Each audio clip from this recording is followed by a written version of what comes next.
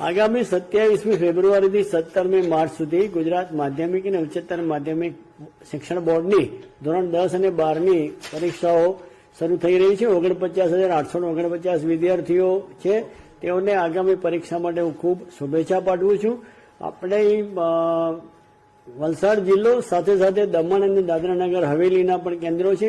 55 આપણા પરીક્ષાના કેન્દ્રો છે અને આપણા 151 બિલ્ડિંગ છે।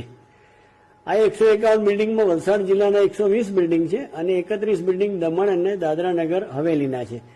પરીક્ષા માટેની તમામ વ્યવસ્થા ગોઠવાઈ ગઈ છે। પોલીસ બંદોબસ્ત, જરૂરી જાહેરનામા, સ્ટાફની તાલીમ, સ્ટાફની વ્યવસ્થા, સીસીટીવી કેમેરા, એ તમામ વ્યવસ્થા ગોઠવાઈ ગઈ છે।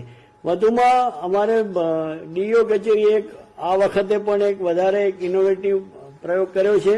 દરેક સ્કૂલ બિલ્ડિંગનું આપણે લોકેશન મળી રહે વિદ્યાર્થીઓને ઇઝીલી, એના માટે QR કોડવાળી પુસ્તિકા અમે બહાર પાડી છે। અમે સોશિયલ મીડિયાના માધ્યમથી પણ આ જે QR કોડવાળી પુસ્તિકા છે એને અમે સર્ક્યુલેટ કરશું, જેથી કરીને વિદ્યાર્થીઓને પરીક્ષા કેન્દ્ર શોધવામાં કોઈ મુશ્કેલી પડે નહીં।